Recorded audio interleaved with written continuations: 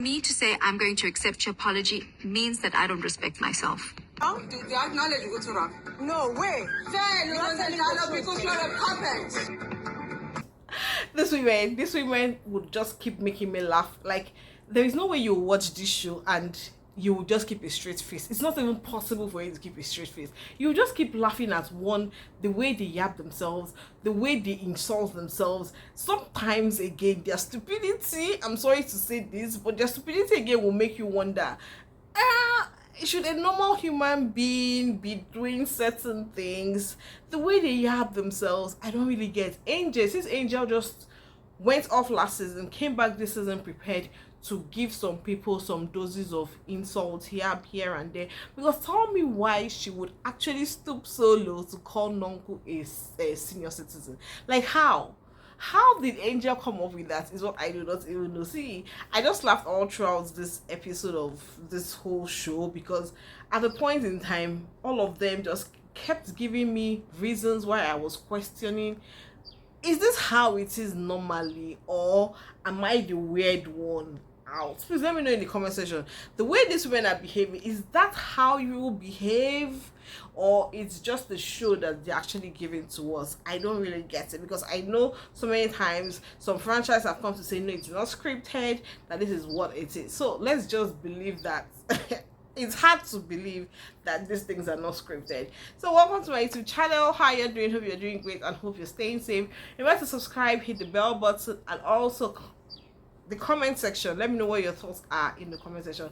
Baraka the Salah to my Muslim subscribers. Hope you're enjoying your Salah. Please send in my meat as soon as possible. I hope you don't see this video late. So now let's dive in and talk about all that transpired on this episode of The Real Housewives of Durban. So the show opened up with Sorisha and Angel meeting up to have a conversation. Bear in mind that Angel had to cut her stay or her vacation short because one, she had a family emergency, and two, the vacation was not really going well for her because the women were actually coming for her. So Risha had to meet up with Angel and they went shopping. So they talked about all that has transpired between the ladies, and then Angel actually opened up saying that, oh, her mother has not been feeling too well and she's actually scared that she might lose her mom. So my prayers are with Angel.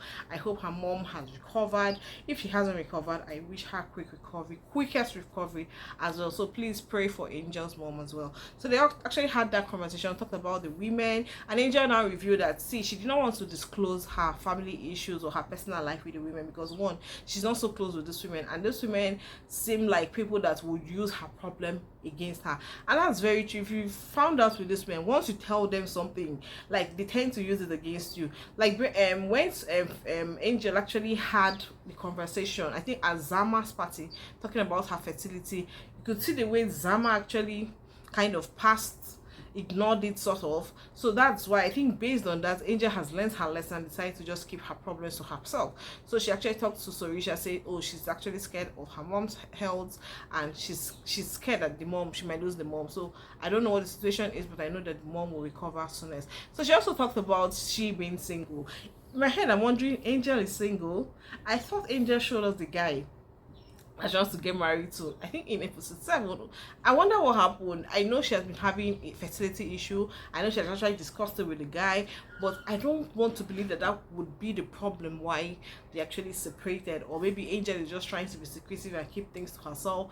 I don't really know whether it's actually for true or it's actually the truth that she's single right now. But whatever it is, we will actually know at the end of the day. Then the next thing is that we see Ameigh going for therapy sessions. See, I think Ameigh actually, it's long overdue if you ask me. Ameigh needs, like, therapy. You know, the thing is, we Africans see therapy as something that we shouldn't really go for, but the truth is that you need to talk to someone. A time comes when your head becomes so full, like, even to talk to your friends, you find out that your friends might not really give you what you want, and secondly, you're not even so sure whether the information you're giving to your friends, whether you can trust it.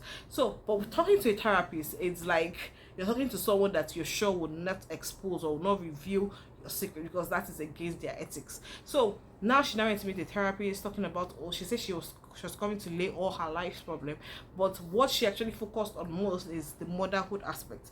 Bear in mind that Ameigh is actually a single mom. And now that her son is grown up, her son has started asking for his dad, and she doesn't know where the dad is, because according to her, the divorce was actually a very bitter one. So she doesn't really know where the man is, and she doesn't even want to know where he is. But now that the son is asking about his father, she doesn't know what to do at this point in time. So she actually broke down in tears. And then Slee gets to invite Annie. See, Annie has just been coming on and coming off. So in my head, I'm like, Annie, if you want to enter the show, enter the show. If you don't want to enter the show, please leave, because it doesn't make sense. Like, you don't want to bring out your life to the limelight, but you want to have an opinion over other people's life. Do you get? Annie is just coming as a visitor because she doesn't want people to talk about her. She doesn't want people to have an opinion about her own relationship, but she's having opinions about other people. Well, so Slee invited Annie for a meeting per se, because Slee is about to launch a clothing line called Financially Overstretched. When I heard that thing, Financially Overstretched, in my head I'm like, is that really a good name for a brand? Like, yes, I understand where the Financially Overstretched is coming from last season. Remember that Nonku and Slee actually had that whole conversation of, oh, Slee is broke, and then Slee is like, no, I'm not broke, I'm just financially overstretched. So Slee has actually taken that thing further, and she's now naming it after her clothing brand. I don't really know whether that's actually a good name, so let me know in the comment section. Do you think naming her brand Financially Overstretched is a good name, or is just she trying to be Slee? So they had that conversation. Annie advised her on what to do in regards to her clothing line, and then they now deviated and talked about Maria, how Maria left the group, or left their own side of the group. BMI now that this group of women have been divided into two. So we have the what are they called again? We have the Nonku and Jojo side, and then we have the Sorisha and the Slee side. So that's why I talked about how Maria left the Sorisha and Slee side and now went to meet the Jojo and Nonku's side. Bear in mind that last season Nonku and Jojo were actually coming for Maria back to back and back to back. So they had that conversation, and in my head I'm like, well, anybody can be wherever they want to be, as far as they're getting what they want to get. That's just what I think about that whole conversation. And we see Maria and Neil going to meet a polygrapher. I think that's what it's called. So Neil is actually Maria's husband. I don't know. So they actually went to meet the polygrapher to talk about, or to carry out a test on Maria to know whether she actually, okay, in case you missed last episode. So last episode, Ameigh actually accused Maria of having something to do with Neil, and that actually got Maria like, why are you saying certain things like this? I have a child who is going to watch this show and who might be bullied in school, saying, oh, your mom is sleeping around and all that. So because of that, just to clarify and make everything clear, Maria decided to go and meet a polygrapher, and then they carried out the test, and the test came out positive. Or is it positive? Well, she actually passed the test, meaning that she had nothing to do with Neil, and they actually had to call Zama. Zama was actually at the other end of the call when the doctor revealed that, oh, Maria is clean, and so there's nothing wrong, or she didn't do anything with Neil. And I'm like, well, it's important to clarify, but at the same time, it's always good to leave people to say whatever they want to say. After all, they are not you, and they are not God to judge you. So, but now she has clarified it. We shall talk about this later on, because it actually stirred up so much trouble towards the end of the show, but we're taking it gradually. Then Ameigh and Slee actually met up. They talked about what has been going on in their lives, and Slee reveals she's now in a relationship. And I'm like, a doctor guy. So I can't wait to see more of that guy. That's if she's willing to reveal who he is. Yes, she showed us his picture, that shows what I'm talking about. Is like, I can't wait to see their relationship. Let her get to show us what she does with the guy and all of that. So Ameigh actually told Slee as well that she has started therapy, and Slee was actually happy for her. Then moving on, we now see Sorisha and her husband of 22 years, and in my head I'm like, this is nice. So the man, or her husband, is actually planning on doing a documentary about his life, how his life has been going through, and basically everything about his life. Bear in mind that he's going to retire very soon, so this is the opportunity to actually do a documentary on his life. So they actually talked about their kids performance in school. Their kids did excellently well, and he went ahead to actually buy them penthouses. In my head, I'm like, see, money is good though. Forget what anybody tells you. Go and make money, hustle and get money, because what?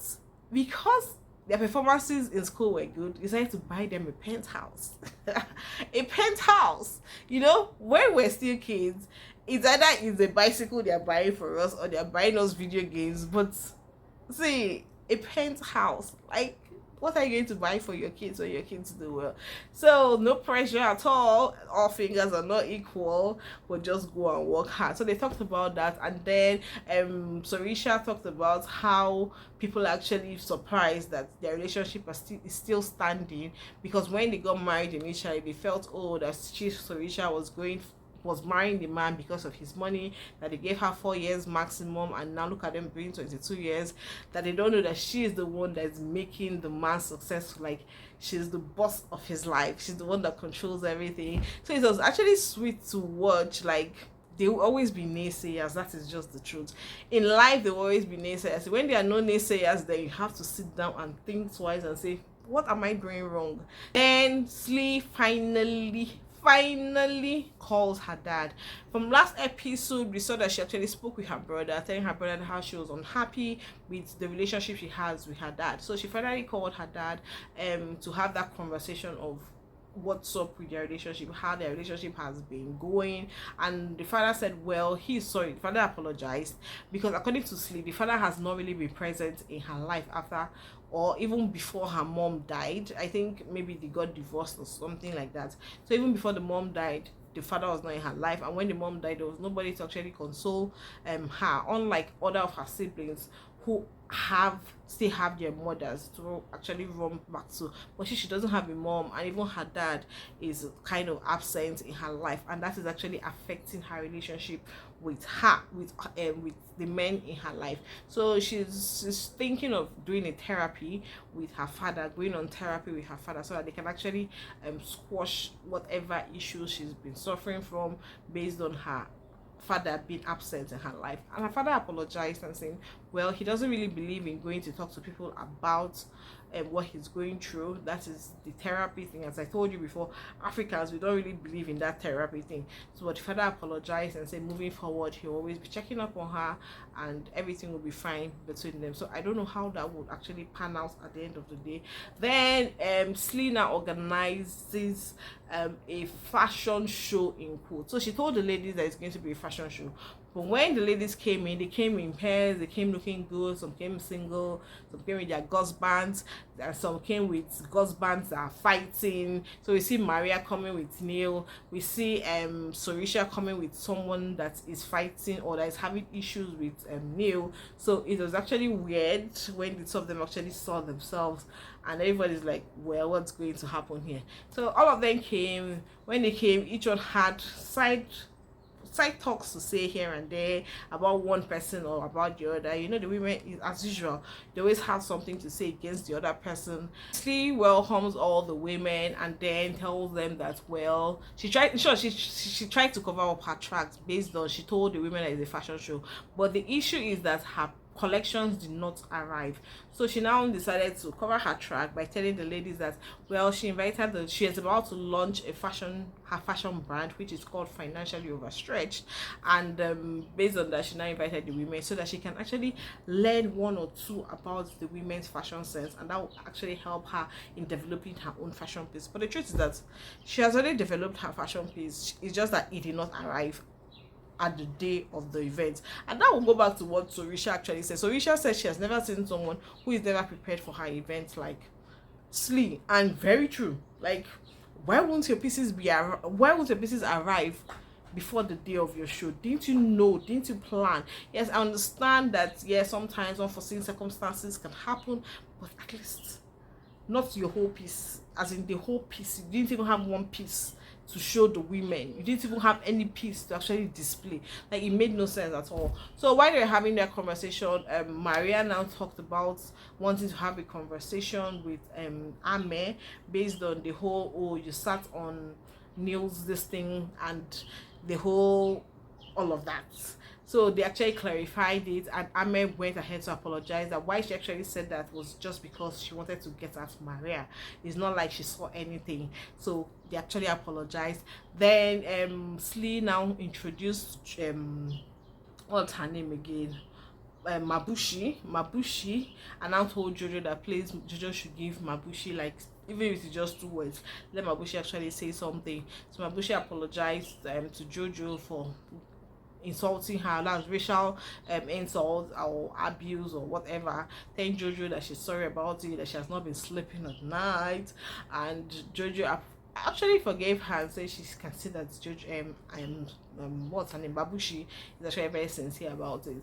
Then comes the whole drama between Angel and Nonku. Like, in my head I'm wondering, Angel Angel does not like being called a child. So I think Annie actually mentioned something about a child, and then Nonku now corrected and I said, no, don't use the word childish here, it's not right. And then we now see Angel taking it upon herself and said, oh, as a senior citizen that you are, look at the way you are. As in, but the way she insulted Nonku, in my head I'm just like, God, girl, I didn't know you were this bad. You were this bad-mouthed. Like, it was a whole lot. So all of them had their whole altercations. At the end of the day, even Sorisha herself apologized to the ladies, saying that she did not actually say it that way. The way the ladies were saying it, based on, oh, Maria was sitting down on Neil's laps and all of that. So they actually apologized, and then Sorisha goes ahead and say, oh, there'll be a vacation for the ladies. And you know, whenever there's a vacation, I love it. I love to see vacations, because you already know that a whole lot is going to happen during the vacation. So she has actually introduced it and said, she actually said something like, maybe we're going to do a twist to this vacation. We will now have Nonku and Slee share a room. And Slee went ahead to say, even if she doesn't like spending money, but for this one she will spend money to get another room, that she cannot stay in the same room with Nonku. In my head I'm like, I don't understand. Nonku and Slee were friends. Sure, it was actually Nonku that brought Slee into the show. So what exactly must have happened that this hatred is this much? It's what I do not know. So in case you know it, please leave it in the comment section as well. So I can't wait for the vacation, which is next week. I can't wait to watch it, because a whole lot is going to happen. They're going to, I can't even wait. So let me know your thoughts in the comment section about this episode of The Real Housewives of Durban. I'll see you in my next video, and bye.